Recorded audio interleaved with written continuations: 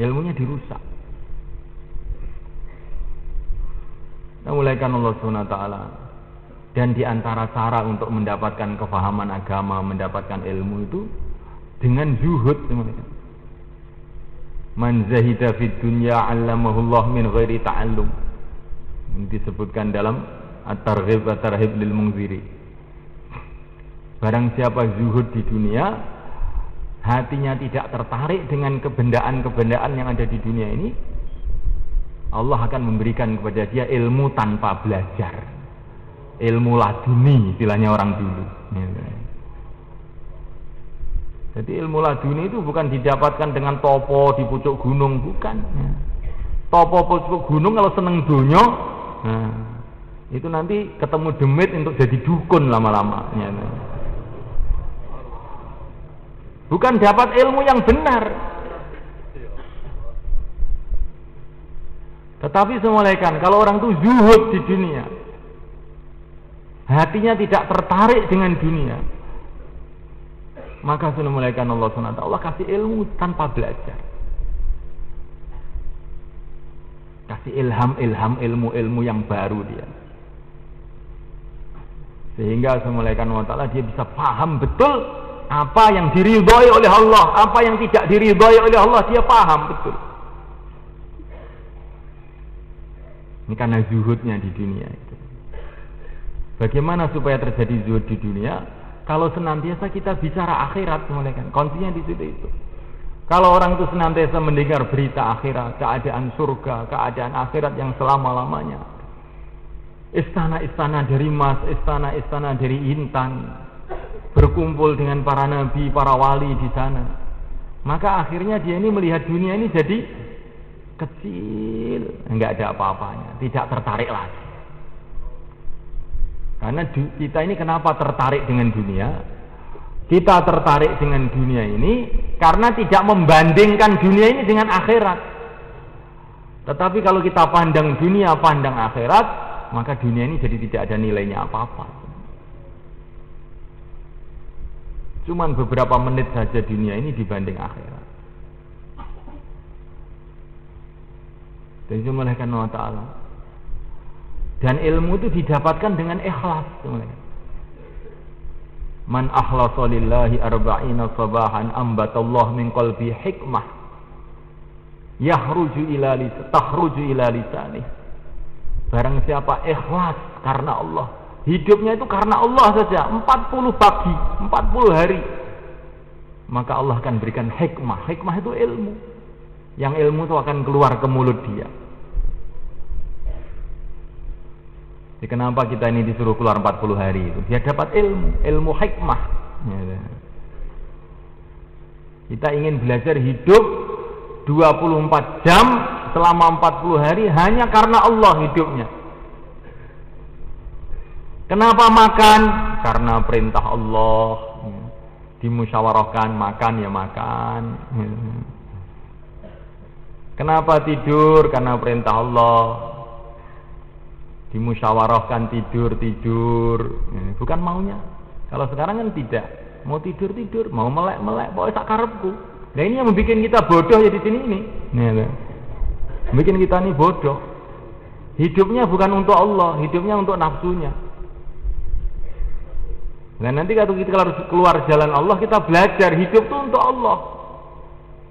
Tidur karena perintah Allah, melek karena perintah Allah, silaturahim karena perintah Allah, dakwah karena perintah Allah, taklim karena perintah Allah, seluruh kehidupan 24 jam karena perintah Allah, semata-mata mencari ridha Allah, maka nanti Allah Subhanahu wa Ta'ala akan kasih hikmah dalam hati kita itu.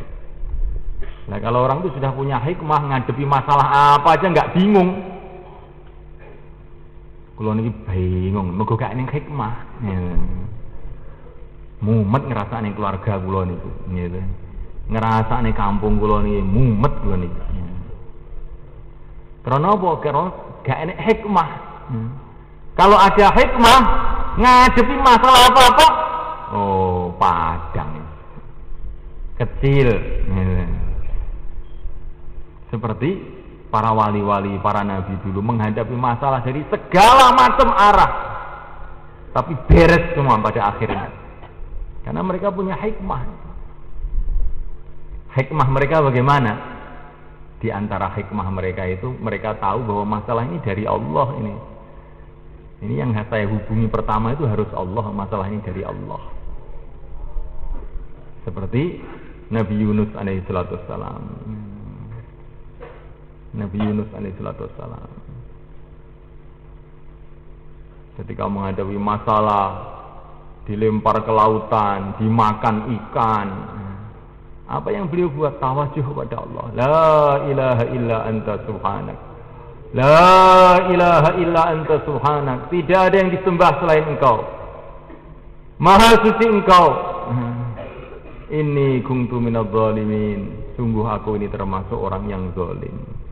Tawajuh kepada Allah, memuji-muji Allah, mengakui salahnya. Selesai masalah. Fastajabna lahu wa najjaynahu minal gham wa kadzalika nunjil mu'minin. Wa kadzalika nunjil mu'minin. Jadi kalau orang itu sudah bersikap seperti Nabi Yunus, maka Allah akan selesaikan masalahnya. Tawajuh pada Allah, memuji-muji Allah, menyalahkan diri sendiri.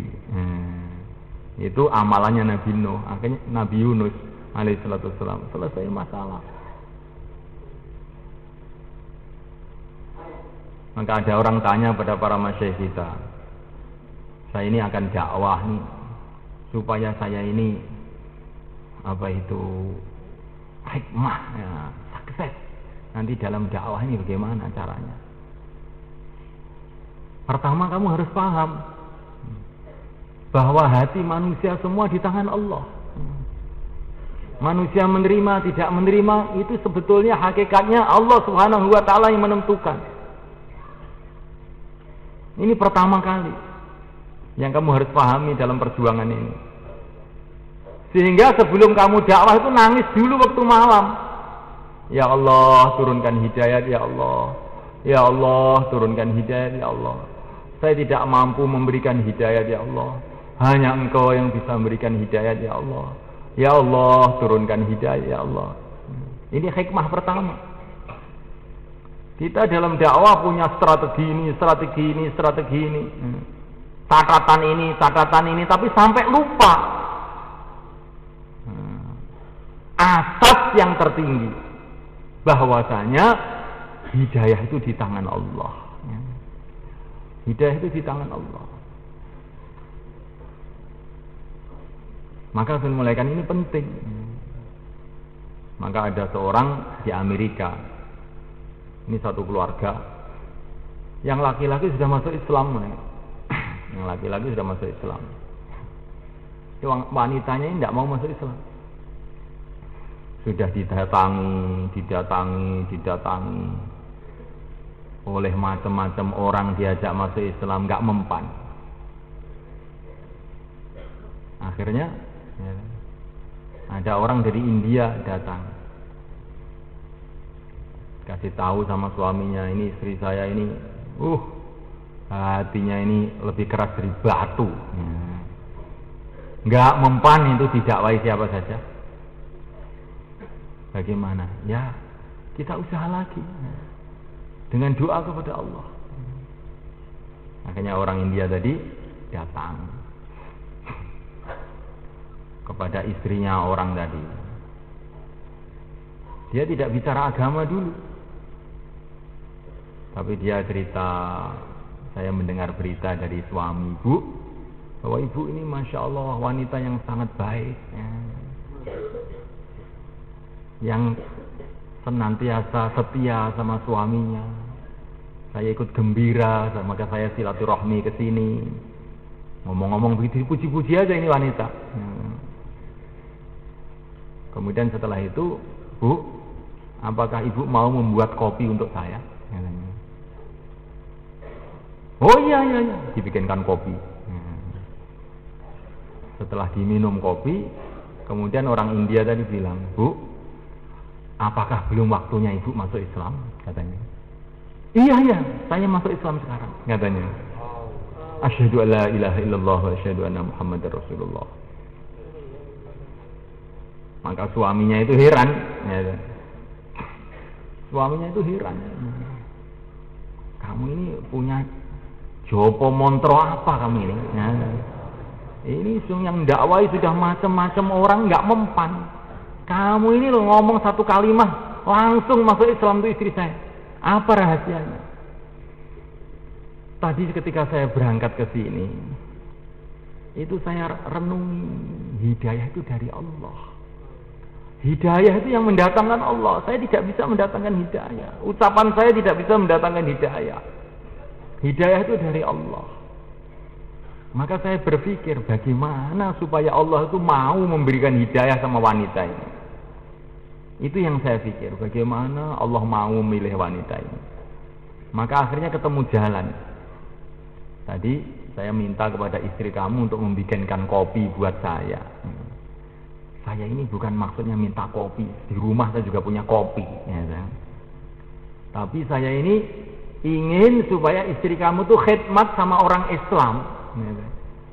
Khidmat sama orang Islam yang akhirnya Allah tuh suka kepada istri kamu sehingga dikasih hidayah. Itu maksud saya. Dan telah terjadi. Ya, kan? Jadi begitu semuanya kan. Ya.